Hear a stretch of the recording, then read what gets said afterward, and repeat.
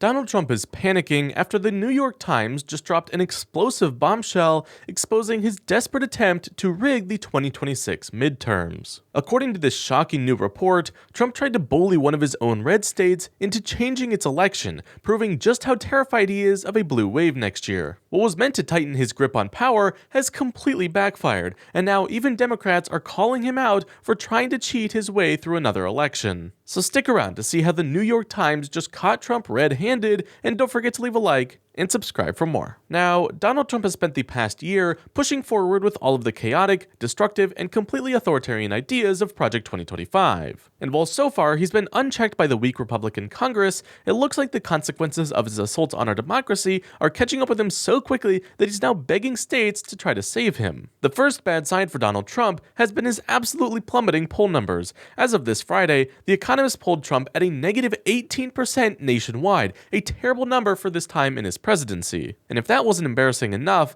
in the month of September, Trump's polls finally flipped on one of his strongest issues, the economy. I would just say this: Donald Trump was hired or rehired to fix the economy, and Americans don't like what's cooking with the economy. They think the economy is weak, weak, weak. What are we talking about? U.S. economy is getting worse. You go back to November of 2024, it's 42%. Look at where this number is now in September of 2025. This is September. This is September. Right now. This is right now. 56%. And get this, just 27% of Americans think the economy is getting better.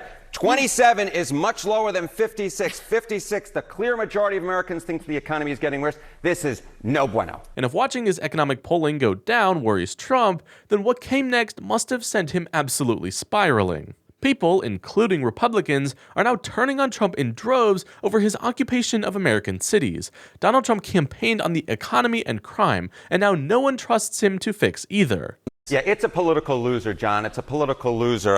Donald Trump may think it's a political winner, but it's a political loser. Opposed Trump deploying in a U.S. city, active duty U.S. military, 61%.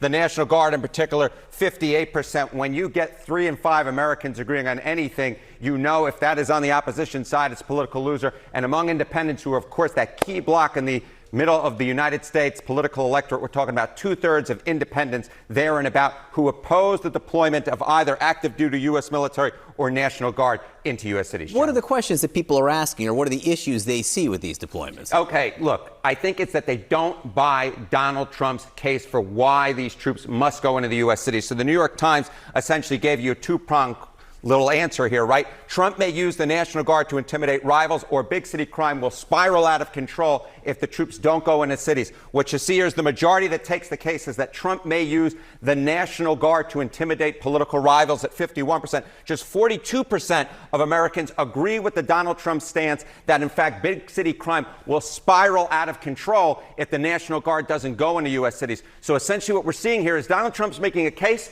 the Democratic opposition's making another case, and the Democratic opposition's case is winning here, and that is a big reason why what you see is you get about 3 in 5 Americans saying they don't want troops going into U.S. cities. Having the majority of Americans turn against your two biggest policy initiatives is a huge blow to Donald Trump. And these numbers could not have come at a worse time for him. As you know, today we are seeing the No Kings rallies spring up across the nation in the biggest outcry against Donald Trump so far. And after turning even some of his own voters against him, Donald Trump has been basically adding fuel to these protests for months now. I mean, it's no wonder Republicans have been so worried about the No Kings event. No one likes a bad job review, and after invading our cities, poisoning our economy, defending Jeffrey Epstein, and finally shutting down the government, Republicans are freaking out to actually be hearing from American citizens. Because instead of working to end the government shutdown, Republicans have been spending the entire week attacking the protests. We shouldn't have to wait until the Hate America rally this weekend or whatever it is that's driving Chuck Schumer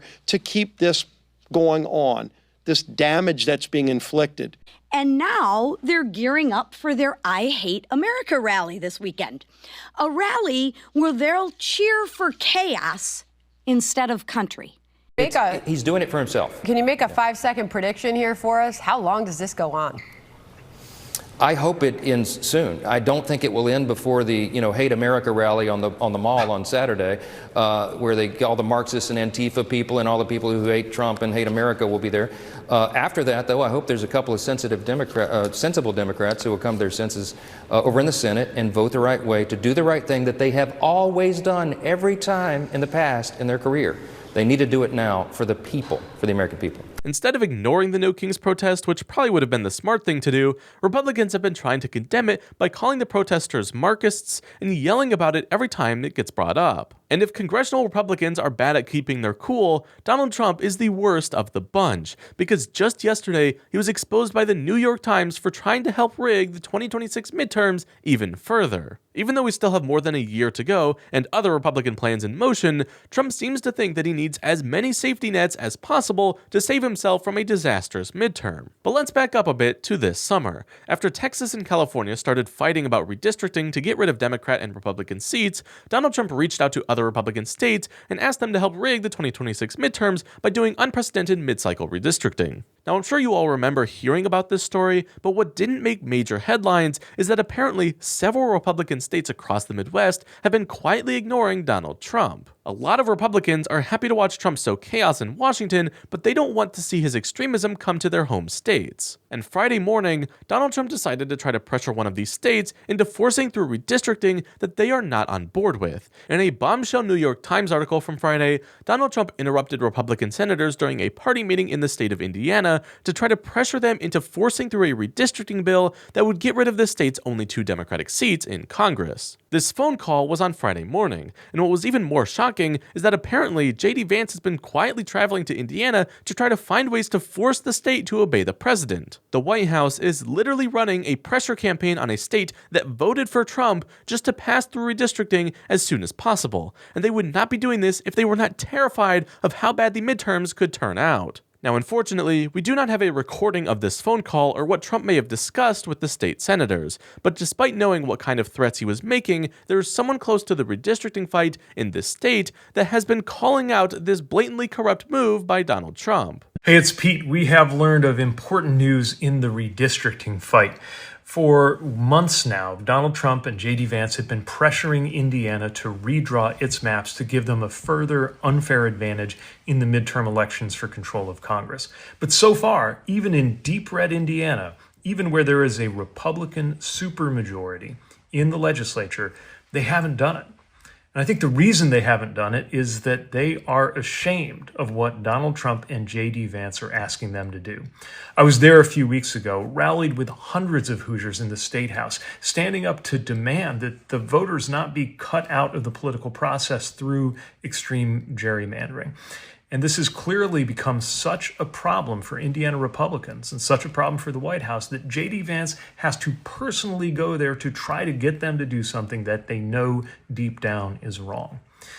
This tells us that the political pressure is working, that it's making a difference. That's why the vice president has to personally get involved, and that's why we need to stay involved too.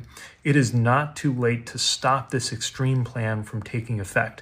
We need to continue raising our voices and demanding that elected officials do better by the people they represent. Just as Secretary Pete said, it is crucial that we continue to stand up to Donald Trump and this disastrous, corrupt agenda for the United States. He was literally exposed for trying to bend even a Republican state to his will this week, which shows just how much power he thinks he should have. But whether it's from disastrous polling, exposing his election rigging efforts, or even today's incredible No Kings protests, the left is making it clear that we will not tolerate a criminal, a dictator, or a king. Some people think it might be a bad sign that Trump is working this hard to try to rig the midterm elections, but to me, it sounds like he's getting more and more worried about not just a blue wave, but of it crashing down on his entire ideology. So let me know your thoughts on Trump trying to steal the 2026 midterms this week, and don't forget to leave a like and subscribe for more.